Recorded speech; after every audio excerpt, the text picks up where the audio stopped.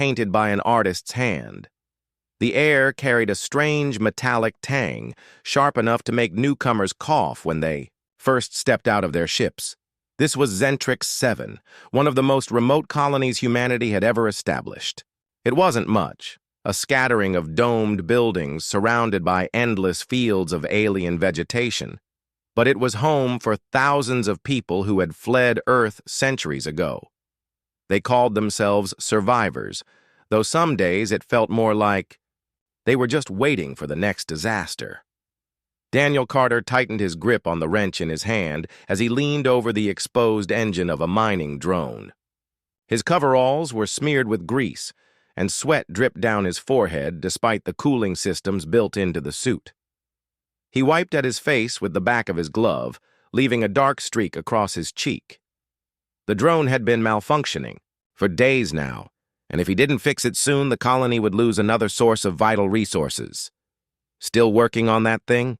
came a voice behind him. Daniel turned to see Laura Munro standing there, her arms crossed and a small smile playing on her lips. She wore the crisp white uniform of the medical staff, though it was already smudged from her morning rounds. Her blonde hair was tied back in a loose ponytail, and her green eyes sparkled with amusement. "It's stubborn," Daniel replied, tapping the side of the drone with his wrench. "But I think I've almost got it figured out." Laura shook her head, chuckling softly. "You always say that right before something explodes." "Well, maybe this time I'll actually be right," he said, grinning up at her. For a moment, they shared a look, the kind that spoke of years spent together, of knowing each other's thoughts without needing words. Then Laura sighed and glanced around at the barren landscape stretching beyond the colony's perimeter. "You should take a break soon," she said. "You've been at this for hours." "I will," Daniel promised, turning back to the drone. But deep down, he knew he wouldn't stop until the job was done. There wasn't much else to do here on Zentrix 7 anyway. Life moved slowly, punctuated only by routine tasks and the occasional emergency. Most of the colonists kept busy because idle hands led to restless minds, and restless minds tended to dwell on things best left forgotten. As Daniel worked, his thoughts drifted to the artifact he'd found 2 days earlier. It had been buried beneath layers of rock and soil near the edge of the colony's territory, hidden so well that no one had noticed it during the initial settlement scans. At first glance, it looked unremarkable, a jagged piece of black metal, about the size of a human head. But when Daniel touched it, he felt a strange vibration beneath his fingertips. Tiny lights flickered along its surface, pulsing in patterns too complex to decipher. He hadn't told anyone about it yet, not even Laura. Something about the artifact made him uneasy, though he couldn't quite put his finger on why. Maybe it was the way it seemed alive, responding to his presence as if it recognized him. Or maybe it was the feeling that finding it meant something bigger was coming. Something neither good nor bad, but inevitable all the same. By the time Daniel finally finished repairing the drone, the suns were beginning to set, casting long shadows across the ground. He packed up his tools and headed back toward the main dome, where the colony's central hub buzzed with activity. People bustled about, carrying supplies or chatting quietly as they prepared for the evening meal. Despite the hardships they faced daily, there was a sense of camaraderie among the settlers, a shared understanding that they were all in this together. Inside the hub, Daniel spotted Governor Rachel Munro sitting at a table near the far wall. She was Laura's older sister, but couldn't have been more different in personality. Where Laura radiated warmth and kindness, Rachel exuded authority and determination.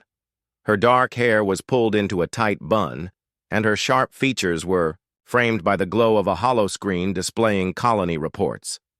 "Governor," Daniel said as he approached, nodding respectfully. Rachel looked up, her piercing blue eyes locking onto him immediately. "Daniel, what brings you here?" "I need to talk to you," he said, glancing around to ensure no one else was listening. When he saw that the nearest group of settlers was engrossed in their own conversation, he lowered his voice. "I found something. Unusual. Rachel raised an eyebrow, intrigued. Unusual how? Daniel hesitated, unsure how to explain what he'd discovered. It's hard to describe. You should come see it for yourself. Rachel studied him for a moment, then nodded curtly. Fine. Show me. They left the hub and walked in silence toward the edge of the colony.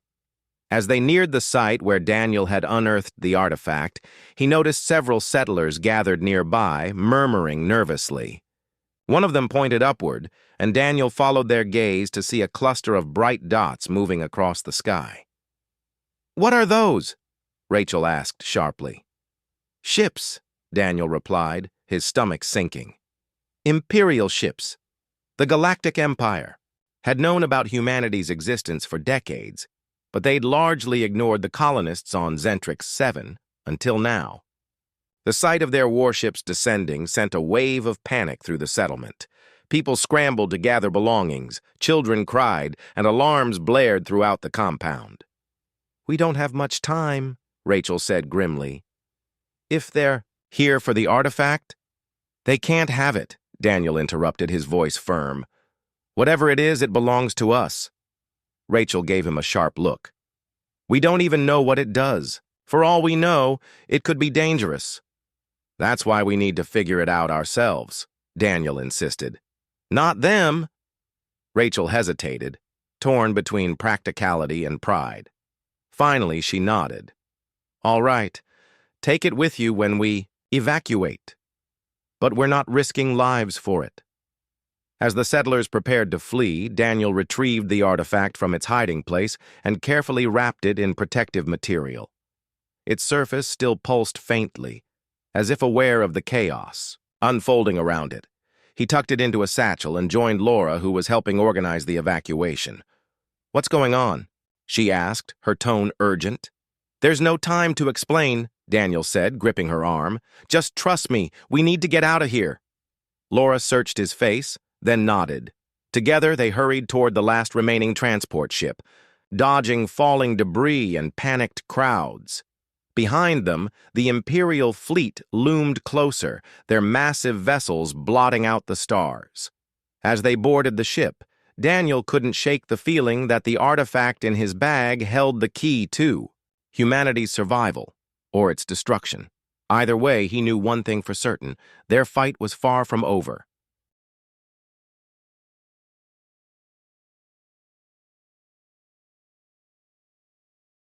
So many passengers.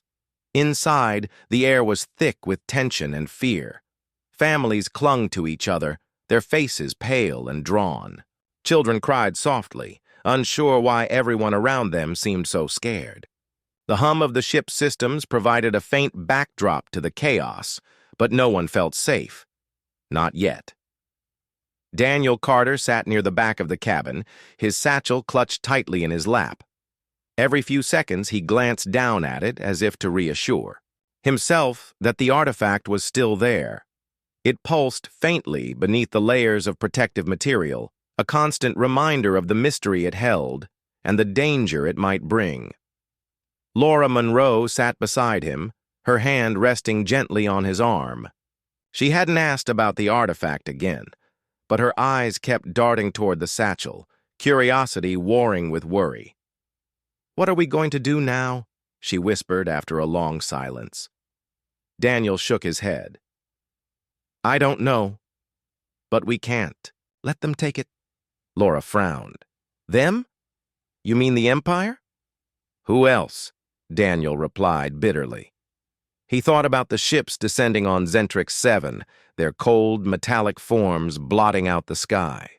Whoever, or whatever was aboard those vessels, they clearly wanted the artifact badly enough to destroy an entire colony for it.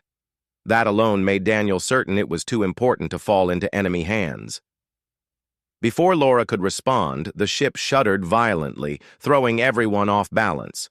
Screams erupted throughout the cabin as alarms blared overhead. One of the pilot's voices crackled over the intercom. "We've got incoming fire! Hold on!" Daniel grabbed Laura's hand instinctively as the ship rocked again, this time harder. Through the small windows lining the walls, Streaks of red light flashed past, Imperial fighters closing in. The transport wasn't built for combat. It was little more than a glorified cargo hauler, designed to ferry settlers across short distances. Against the Empire's advanced weaponry, it stood no chance.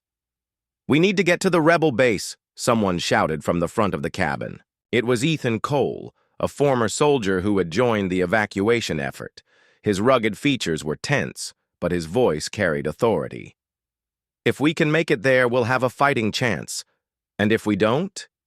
Another settler asked, his voice trembling. Ethan didn't answer. Instead, he turned to the cockpit door and pounded on it. "Pilots, can you punch through their blockade?" A muffled reply came back. "We'll try, but it won't be easy." The ship lurched forward, accelerating sharply as it attempted to weave through the Imperial forces. Explosions lit up the darkness outside, sending shockwaves rippling through the hull. Someone screamed as smoke began to fill the cabin, choking the air. Panic spread like wildfire among the passengers. But Daniel forced himself to stay calm. He tightened his grip on the satchel, knowing that losing it would mean losing everything. Finally, after what felt like hours, the ship broke free from the fighter's range. Cheers erupted throughout the cabin, though they were tinged with exhaustion and relief. For now, at least, they were safe, or as safe as anyone could be while fleeing the Galactic Empire. It took nearly 2 weeks to reach the rebel base, a hidden outpost orbiting a dying star deep in uncharted space. By the time they arrived, nerves were frayed and tempers ran high. Supplies were running low and several settlers had fallen ill during the journey. Still, there was a sense of cautious hope as the transport docked with the rebel station. This was humanity's last stronghold against the Empire, a place where resistance fighters plotted their next moves and dreamed of freedom. Governor Rachel Monroe wasted no time organizing a meeting with Commander Olivia Hayes, the leader of the rebellion. Olivia was a tall, imposing woman with sharp features and an even sharper mind.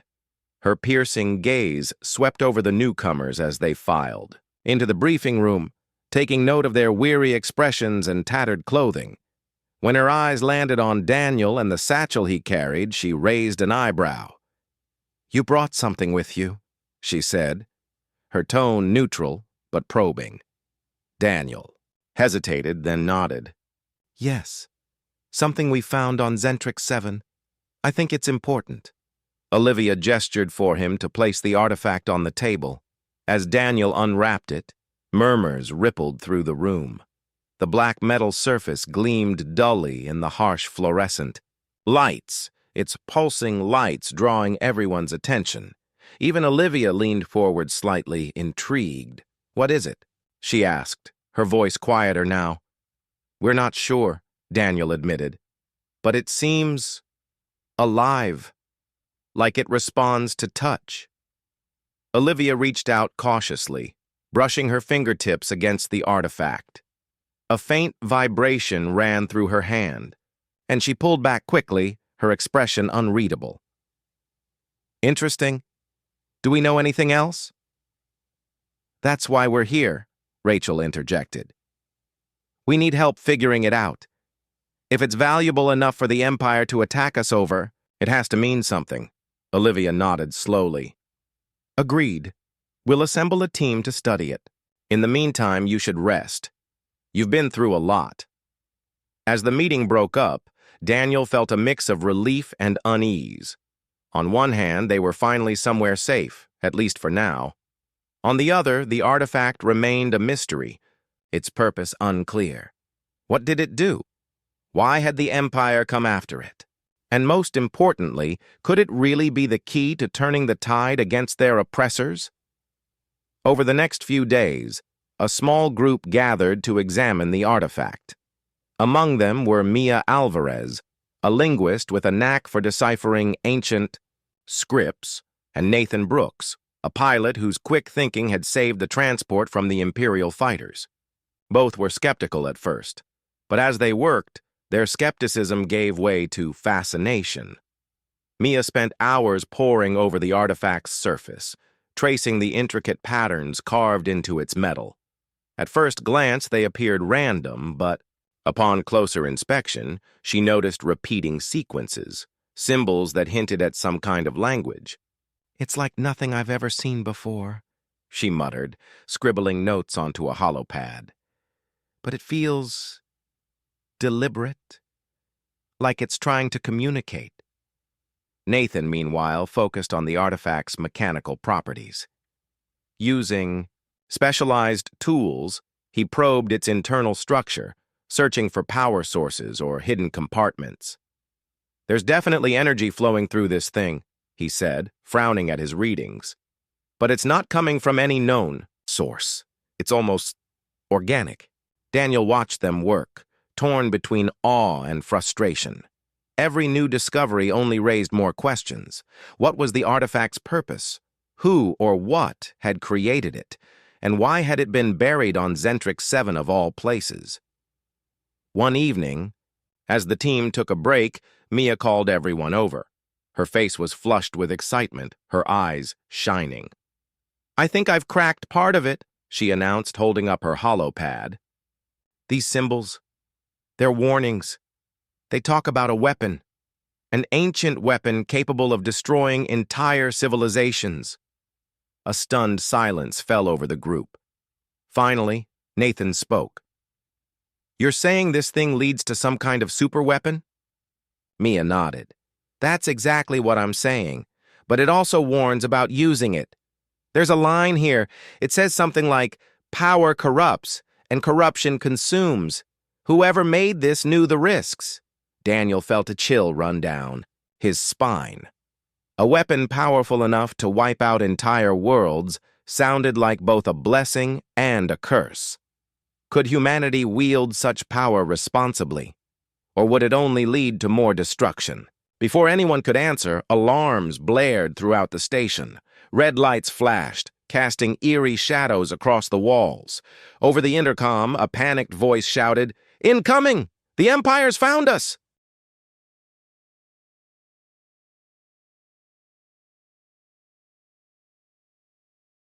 Termination. The Empire had found them, sooner than anyone expected. For weeks, they had relied on the secrecy of their location, hidden deep in uncharted space near a dying star. But now, that secrecy was gone. Imperial ships filled the view screens, their sleek forms glinting menacingly in the dim light of the fading sun. Daniel Carter stood frozen for a moment, his heart pounding in his chest. The artifact sat on the table in front of him, its faint pulses growing stronger as if reacting to the approaching danger. He grabbed the satchel and stuffed it inside, slinging it over his shoulder. Laura Monroe appeared at his side, her eyes wide but steady. "What do we do?" she asked, her voice low but urgent.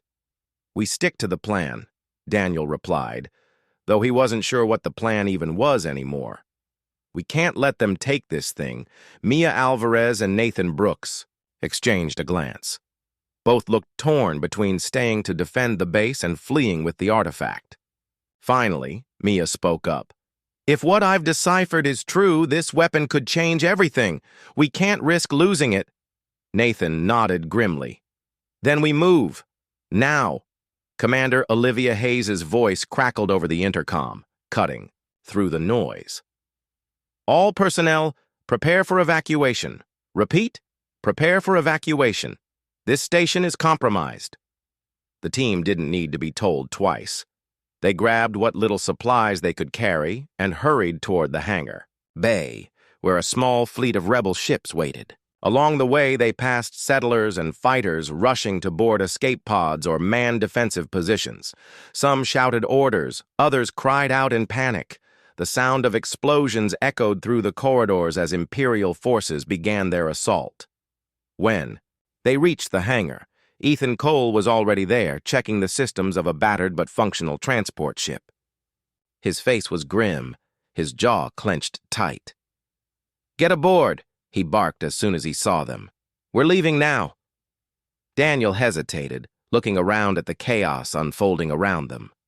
"What about everyone else?" Ethan shook his head. We can't save everyone. Not this time. Our job is to protect that artifact and get it somewhere safe. It was a bitter truth, but one they all understood. With heavy hearts, they climbed aboard the ship, taking their seats as Ethan powered up the engines. The hangar doors opened just as another explosion rocked the station, sending debris flying everywhere. Ethan didn't wait. He pushed the throttle forward, and the ship shot out into open space. Behind them, the rebel base burned, its defenses crumbling under the relentless barrage of Imperial fire. On the view screen, Admiral Victor Novak's flagship loomed large, its massive cannons glowing as they prepared to deliver the final blow. Daniel clenched his fists, watching helplessly as the place they had hoped would be their sanctuary turned into a graveyard. For hours, they flew in silence, each lost in their own thoughts. The weight of what they had left behind hung heavily in the air. No one spoke until Mia finally broke the quiet. "We need to figure out where to go next." "Back to the artifact," Nathan said, nodding toward the satchel resting on the floor, near Daniel's feet. "It gave us coordinates before. Maybe it can give us more." Daniel opened the satchel and carefully placed the artifact on the table in the center of the cabin. Its lights pulsed rhythmically, almost as if it were alive. As Mia studied the symbols etched into its surface, her brow furrowed in concentration. After several minutes, she pointed to a sequence of markings. "This part. It's pointing us somewhere. A moon, maybe? It's hard to tell without better equipment." Laura leaned closer, squinting at the symbols. "Can you narrow it down?" "I think so," Mia replied, tapping furiously on her hollow pad. After a few moments, she looked up. "I've got something. Coordinates for a desolate moon in a nearby system. If the artifact's leading us there, it must be important." Ethan glanced at the data on Mia's screen. "That area's crawling with hazards, asteroid fields, automated defense systems, the works. Whoever built this thing didn't want just anyone finding it." "That makes sense," Nathan muttered. "A weapon powerful enough to destroy civilizations wouldn't exactly come with an invitation." Despite the dangers, no one argued against heading to the coordinates. They had no other leads, and staying put wasn't an option. Not with the Empire hunting them. Ethan plotted the course, and the ship lurched forward as it entered hyperspace. The journey took nearly 3 days, during which tensions ran high. The artifact continued to pulse softly, its energy seemingly growing stronger the closer they got to their destination. Daniel spent most of his time staring at it, trying to ignore the gnawing feeling in his gut. What if they were walking straight into a trap? What if the weapon it led them to was too dangerous to use, or worse, uncontrollable? On the 3rd day, they arrived at the moon. It was a bleak, lifeless rock floating in the shadow of a gas giant, its surface pockmarked with craters and streaked with jagged ridges. As they approached, sensors picked up movement. Dozens of drones patrolling the skies, their metallic forms glinting dully in the dim light. "This doesn't look promising," Nathan said, peering at the view screen. "We'll have to land outside their range and go the rest of the way on foot," Ethan replied, steering the ship toward a barren stretch of terrain far from the drone's patrols. Once they touched down, the group donned protective suits and stepped out onto the moon's surface. The ground was cold and brittle beneath their boots, and the horizon stretched endlessly in every direction. Above them, the gas giant loomed large, its swirling colors casting an eerie glow over the landscape. As they made their way toward the coordinates, the artifact began to vibrate more intensely, guiding them like a compass.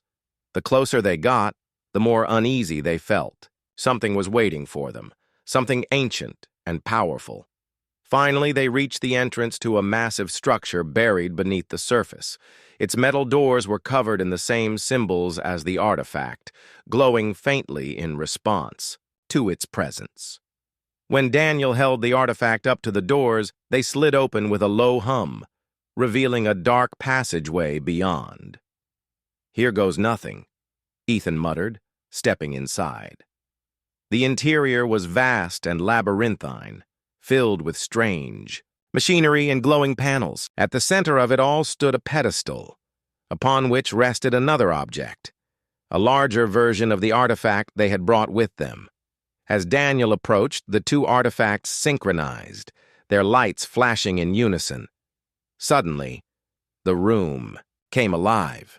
Panels lit up, machines whirred to life, and holographic projections appeared, showing images of destruction and rebirth. Then, a voice echoed through the chamber, deep and resonant. "Prove your worth," it intoned. "Only the worthy may claim the power within."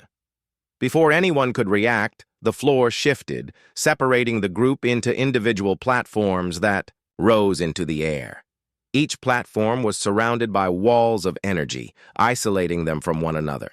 From the shadows emerged humanoid figures made of shimmering light, guardians designed to test their resolve. Daniel faced his first challenge alone, confronted by visions of his past failures and regrets. He saw Earth burning, heard the screams of those he couldn't save. The pain was overwhelming, but he forced himself to stand tall. "I won't give up," he whispered, his voice trembling but defiant. Not again. One by one, the others faced similar trials. Laura relived the loss of her patients during the fall of Zentrix 7, grappling with the guilt of not being able to save everyone. Mia confronted her fear of failure, terrified that her work would never be good enough. Nathan battled his anger and shame over abandoning his comrades during a failed mission years ago. Even Ethan, who prided himself on his strength, was forced to confront the toll his choices had taken on those around him. In the end, it was Daniel who proved himself worthy. Through sheer willpower, he resisted the Guardian's attempts to break him, demonstrating resilience, selflessness, and a willingness to sacrifice everything for the greater good. As the final vision faded, the walls of energy dissolved, and the group reunited in the center of the chamber. The pedestal holding the larger artifact opened, revealing a core of pulsing energy. The voice returned, softer this time. "You have proven yourselves. The power is yours, but beware. Use it wisely, or all will be lost." As they stared at the core, a mix of awe and dread washed over them. They had found the weapon, but whether it would save humanity or doom, it remained to be seen.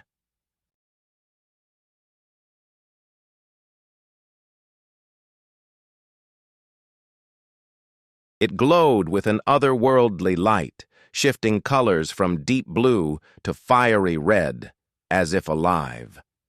The air around it hummed faintly, sending shivers down their spines. For a moment, no one moved or spoke. The weight of what they had found pressed heavily on them. Finally, Daniel Carter stepped forward, his hand reaching out instinctively toward the core.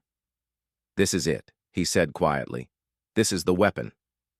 Laura Monroe grabbed his arm before he could touch it. "Wait," she urged, her voice firm but trembling slightly.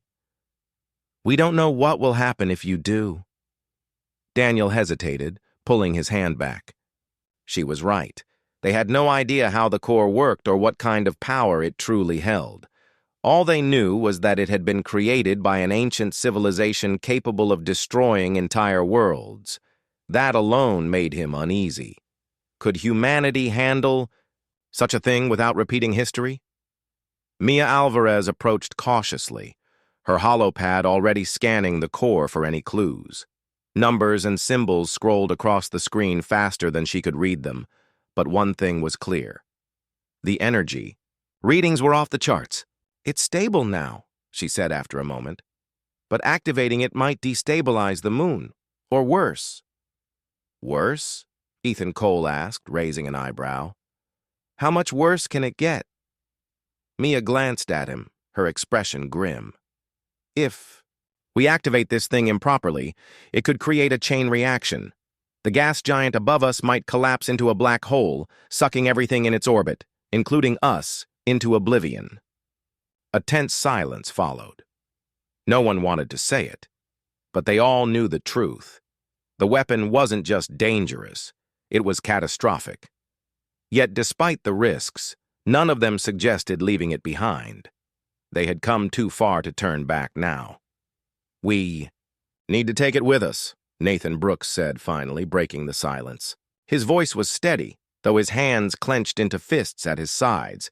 "If the Empire finds this place, they'll use it against us. We can't let that happen." "But carrying something like this isn't safe either," Laura argued. "What? If it falls into the wrong hands? Or what if we accidentally trigger it ourselves?" "She's right," Ethan added. "We're not exactly experts here. One wrong move and we could wipe out half the galaxy." Daniel frowned, torn between caution and desperation. He understood their concerns, but he also knew they couldn't leave the weapon unguarded. If the Empire got hold of it, humanity would have no chance of survival. "Then we don't carry the whole thing," he said slowly, thinking aloud. "We extract the core and figure out how to control it later. At least then we'll have a fighting chance." After a brief debate, the group agreed. Using tools scavenged from their ship, they carefully dismantled the pedestal and removed the core. It fit snugly into a containment unit Mia had prepared, its glow dimming slightly once sealed inside. Though relieved to have it secured, none of them felt entirely at ease. The artifact's presence still radiated a sense of latent danger, as if it were waiting for the right moment to unleash its full potential. Getting back to the ship proved more difficult than expected. The automated drones patrolling the surface had detected their activity and were converging on their position. As they sprinted across the barren terrain, explosions erupted around them, sending chunks of rock flying in every direction. Nathan took point, firing bursts from his rifle to keep the drones at bay, while Ethan brought up the rear, ensuring no one fell behind. When they reached the ship, Ethan shouted for everyone to hurry aboard. Once inside, he slammed the hatch shut and powered up the engines. The ship lifted off just as a swarm of drones descended on their landing site, narrowly avoiding destruction. As they broke free of the moon's gravity, the group collapsed into their seats, breathing heavily and covered in dust. "That was too close," Laura muttered, wiping sweat from her forehead. "No kidding," Nathan replied, leaning back with a sigh. "Let's hope we never have to go back there." Their relief was short-lived. As they plotted a course back to rebel-controlled space, alarms blared again. This time, it wasn't Imperial ships. They were being hailed by Commander Olivia, Hayes herself. Her face appeared on the view screen, pale and strained. "We've intercepted communications from the Empire," she said without preamble. "They know about the weapon, and they're coming for you." "How did they find out?" Daniel demanded, gripping the edge of his seat. "They must have traced your movements somehow," Olivia replied. "Either way, you're walking into a trap. Don't head for the main base. We've already evacuated it. Instead, meet us at these coordinates." She transmitted a set of numbers, then cut the connection abruptly. Ethan punched the new destination into the navigation system. "Looks like we're heading to another hidden outpost," he said, glancing at the others. "At least we won't be sitting ducks." The journey passed in tense silence. Each member of the group wrestled with their own thoughts, wondering whether they were doing the right thing. By bringing the core aboard their ship, they had essentially turned themselves into a target. But abandoning it wasn't an option, not when the Empire was so close to finding them. When they arrived at the rendezvous point, they discovered a small fleet of rebel ships hiding in the shadow of a massive asteroid. Commander Hayes greeted them personally, her sharp eyes immediately locking onto the containment unit in Daniel's hands. "Is that it?" she asked, her tone clipped. "Yes," Daniel replied. "But we don't know how to use it yet, or even if we should." Hayes nodded grimly. "That's why I called you here. We've analyzed your data and determined that activating the weapon remotely might be our best bet. If we can destroy Admiral Novak's flagship before he reaches us, we'll buy ourselves some time." "Destroy it?" Laura interjected, her voice rising. "You mean blow it up, With the weapon? It's risky, Hayes admitted, but it's better than letting him capture it. Besides, we'd only need to aim for his fleet. Collateral damage would be minimal. Minimal? Mia echoed, her voice laced with disbelief. Even minimal damage could kill millions. What makes us any different from the Empire if we start using weapons like this? She's right, Ethan chimed in. Using that thing makes us just as bad as them. Daniel listened to the argument unfold, his mind racing. He understood both sides, the urgency of stopping the Empire versus the moral implications of wielding such power. Finally, he spoke up. There's another way. All eyes turned to him. What are you talking about? Hayes asked sharply. Instead of using the weapon directly, Daniel explained, we broadcast its existence to the entire galaxy. Let everyone know it exists and where to find it. That way, no single entity can control it. For a moment, no one said anything. Then Hayes sighed, rubbing her temples. It's reckless. If word gets out, every faction in the galaxy will come after it, including those who want to abuse its power. But it levels the playing field, Daniel countered. Right now, the Empire has the advantage because they think they can take it from us. If everyone knows about it, they'll have to fight over it. And that gives us time to prepare. Hayes studied him for a long moment, then nodded reluctantly. Do it. But make sure the transmission includes safeguards. We don't want anyone triggering it accidentally. With the decision made, the team worked quickly to send the message. Mia uploaded the artifact's data to a secure channel, encoding instructions on how to access the weapon's core safely. When the transmission went live, it spread like wildfire across galactic networks, sparking chaos among the Empire's ranks. Reports poured in of infighting and desertions within Imperial forces, as factions vied for control of the newfound knowledge. Admiral Novak himself responded with fury, ordering his fleet to pursue the rebels with renewed vigor. But the damage had been done. For the first time in years, humanity had struck a blow against the Galactic Empire, not through brute force, but through cunning and defiance. As the rebel fleet prepared for the next phase of their struggle, Daniel stared at the containment unit in his hands. The weapon's glow had dimmed further, almost as if it approved of their choice. Whether it was a blessing or a warning, he couldn't say. All he knew was that humanity's fight was far from over, and neither was his.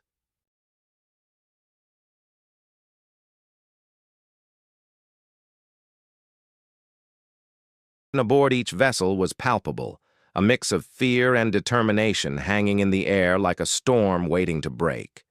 Admiral Novak's forces were closing in fast, their engines glowing faintly in the distance as they prepared for battle. The rebels knew this wouldn't be an easy fight, perhaps not even one they could win, but they were ready to stand their ground. Commander Olivia Hayes paced back and forth on the bridge of her flagship, her sharp eyes scanning the screens, displaying enemy movements. She had spent years leading humanity's resistance against the Galactic Empire, but tonight felt different.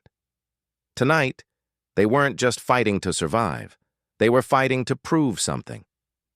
To show that humanity wasn't broken, no matter how many times the Empire tried to crush them. Status report, she barked, stopping in front of the main console. All ships are armed and ready, replied one of her officers. Shields are up, and we've deployed decoys to confuse their targeting systems. Hayes nodded grimly. Good. Let's make sure they regret coming after us. On Daniel Carter's ship, the mood was similarly tense. He sat near the containment unit, holding the weapon's core, his fingers drumming nervously on the edge of the table. Laura Monroe sat beside him, her hand resting gently on his arm. Though she didn't say anything, her presence was comforting, a reminder that he wasn't alone in this. You okay? Ethan Cole asked, leaning against the doorway. His usual bravado was gone, replaced by a quiet seriousness that suited the moment. Daniel shrugged. As okay as anyone can be when the galaxy's about to explode around us. Ethan chuckled softly. Fair enough. Before anyone could say more, alarms blared throughout the ship. Red lights flashed, casting eerie shadows across the walls. Over the intercom, Nathan Brooks's voice crackled with urgency. They're here! Imperial fighters incoming! The rebels scrambled into action. Pilots rushed to their cockpits, mechanics double-checked weapons systems, and medics prepared for casualties. Outside, the first wave of Imperial ships opened. Fire, their beams slicing through the void like knives. Explosions lit up the darkness as rebel vessels returned fire, determined to hold their ground. The battle raged for hours, neither side willing to give an inch. Rebel ships darted between asteroids, using the terrain to evade enemy fire while launching counterattacks. Imperial forces pressed forward relentlessly, their superior numbers making it difficult for the rebels to gain the upper hand. Still, the rebels fought with everything they had, driven by desperation and defiance. Amid the chaos, Daniel found himself staring at the containment unit again. Its faint glow seemed almost mocking now, a reminder of the power they had unleashed, and the responsibility that came with it. He thought about Mia's warning, about the potential consequences of broadcasting the weapon's existence. Would this decision save them or doom them? Laura noticed his troubled expression and leaned closer. Second thoughts? No, Daniel replied firmly. Just wondering if we did the right thing. We'll find out soon enough, Laura said softly. But whatever happens, we did it together. That has to count for something. Her words gave him strength, though he still couldn't shake the feeling that the hardest part was yet to come. As the battle reached its climax, Commander Hayes made a bold move. Ordering her flagship to break formation, she led a daring charge straight into the heart of the Imperial fleet. Her goal was simple: draw Admiral Novak's attention away from the rest of the rebels and buy them time to regroup. It was a risky maneuver, but Hayes had never been one to shy away from danger. Novak's flagship loomed large on the view screen, its massive cannons glowing ominously. Hayes's ship shuddered under the barrage of enemy fire, but she refused to retreat. Instead, she ordered her crew to launch a series of EMP missiles designed to disable the Empire's systems temporarily. The plan worked, at least partially. The EMPs disrupted Novak's targeting systems, giving the rebels a brief window to strike back. Rebel fighters swarmed the Imperial fleet, taking out key vessels and forcing others to withdraw. For a moment, it seemed like they might actually win. But then, Novak's voice crackled over the comms, cold and menacing. You fools think you can stop us? You've only delayed the inevitable. Hayes clenched her fists, her jaw tightening. We'll see about that. Back on Daniel's ship, the team watched the battle unfold with bated breath. The rebels were holding their own, but the cost was high. Ships on both sides had been destroyed and countless lives lost. Despite the odds, there was a sense of hope, a belief that maybe, just maybe, humanity could prevail. Finally, as dawn broke over the battlefield, the tide began to turn. With Novak's flagship disabled and his fleet in disarray, the remaining Imperial ships retreated, disappearing into the depths of space. Cheers erupted among the rebels, though they were tempered by exhaustion and grief. They had won, for now, but the victory felt hollow. In the aftermath, Commander Hayes delivered a speech to her people, addressing not just the survivors of the battle, but the entire galaxy. Standing before a hollow camera, her face streaked. With soot and blood, she spoke with a conviction that left no room for doubt. To the Galactic Empire, and to anyone else who doubts our resolve, hear this. Humanity will not bow to tyranny. We will not cower in fear or submit to oppression. If you seek to destroy us, know this, we will rise again. And if you push us far enough, we will burn everything to ash before we let you take what is ours. Her words echoed across the stars, carried by every communication network in the galaxy. Some listened with awe, others with fear, but all understood the message. Humanity was done running. Later, as the rebels tended to their wounded and repaired their ships, Daniel and Laura stood together outside the containment unit. Its glow had dimmed further, almost fading entirely. Whether it was exhausted or simply waiting, they couldn't say. "What happens now?" Laura asked quietly. "I don't know," Daniel admitted. "But whatever it is, we'll face it together." Laura smiled faintly, leaning her head against his shoulder.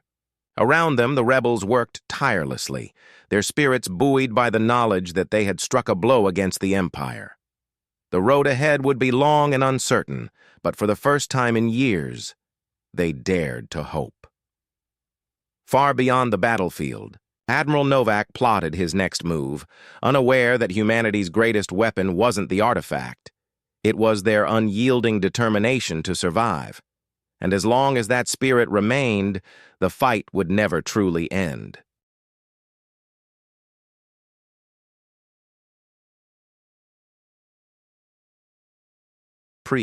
But no one dared to call it peace. The Empire would return, and when they did, they would come stronger and angrier than before. For now, though, the rebels focused on regrouping, tending to their wounded, and repairing their battered ships. Daniel Carter stood outside the makeshift medical bay, watching as settlers and fighters alike streamed in and out. Some carried bandages, stained with blood, others limped on makeshift crutches, and many wore expressions of exhaustion mixed with relief. The air smelled of antiseptic and burnt metal, a grim reminder of the cost of their survival. Inside, Laura Monroe worked tirelessly alongside other medics, her hands steady despite the chaos around her. "Still can't sit still?" Ethan Cole asked, joining Daniel by the doorway. His face was smudged with grease, evidence of his efforts to patch up the ship's damaged engines. Despite his gruff exterior, there was a hint of concern in his voice. "I'm fine," Daniel replied without looking at him. "Just thinking." Ethan followed his gaze into the medical bay. "About her?" "No," Daniel said quickly, though the faint blush on his cheeks betrayed him. "I mean, yes, but not just her. Everything." Ethan nodded slowly, leaning against the wall. "Yeah, it's a lot to take in." They stood in silence for a while, listening to the hum of activity inside the bay. Somewhere in the distance, someone shouted orders, and the sound of tools clanging against metal echoed through the corridors. The rebels were doing everything they could to prepare for whatever came next, but the weight of uncertainty hung over them like a storm cloud. Finally, Ethan broke the quiet. "You really think broadcasting that weapon's data was the right move?" Daniel hesitated, his brow furrowing. "I don't know. Maybe. It bought us time, didn't it? And now everyone knows about it, not just the Empire. That has to count for something. Or it could make things worse," Ethan countered. "What if someone else finds it first? What if they use it against us?" "It's a risk," Daniel admitted, "but keeping it hidden wasn't working either. At least this way. We're not alone." Ethan didn't respond right away. Instead, he stared off into the distance, his jaw tightening. After a moment, he let out a long sigh. "Guess we'll find out soon enough." Meanwhile, Mia Alvarez sat in the corner of the engineering bay, surrounded by hollow screens displaying fragments of the artifact's data. Her eyes darted back and forth as she analyzed patterns and symbols, searching for anything they might have missed. Nathan Brooks leaned over her shoulder, pointing out anomalies in the energy readings. "This part here," he said, tapping a section of the screen. "It's unstable. If we try to activate the core again, it could overload." Mia frowned, zooming in on the highlighted area. "Yeah, I see it. But why is it unstable? Was it damaged during transport, or is it supposed to be like that?" Nathan shrugged. "Hard to say. Could be both." The two of them worked in silence for a while, their focus unwavering. Despite the fatigue etched into their faces, neither showed any sign of slowing down. They knew how important it was to understand the weapon's core, not just for themselves, but for humanity's survival. After several hours, Mia leaned back in her chair, rubbing her temples. "We're missing something," she muttered. "There's got to be more to it than what we've found so far." "Maybe," Nathan said thoughtfully. "Or maybe we're looking at it wrong. What if the core isn't meant to be activated directly? What if it's more of a key, a way to unlock something bigger?" Mia's eyes widened slightly as she considered the idea. "Like a gateway?" "Exactly," Nathan replied. "Think about it. Why would an ancient civilization leave something this powerful lying around unless it was part of a larger system? Maybe the core leads us to another location, somewhere even more dangerous." Mia glanced at the containment unit sitting nearby, its faint glow pulsing rhythmically. "If you're right, then we're not done yet." As the days passed, the rebels began to settle into a fragile routine. Supplies were rationed carefully, repairs continued around the clock, and scouts ventured out to gather intelligence on Imperial movements. Commander Olivia Hayes remained vigilant, her sharp eyes scanning every report that crossed her desk. She knew better than anyone that the Empire wouldn't stay away for long. One evening, as the suns of a nearby star cast golden light across the asteroid field, Hayes called a meeting with her top advisors. Daniel, Laura, Mia, Nathan, and Ethan joined her in the briefing room, their faces reflecting a mix of determination and weariness. "We need a plan," Hayes began without preamble. "Novak will regroup eventually, and when he does, he'll come after us with everything he's got.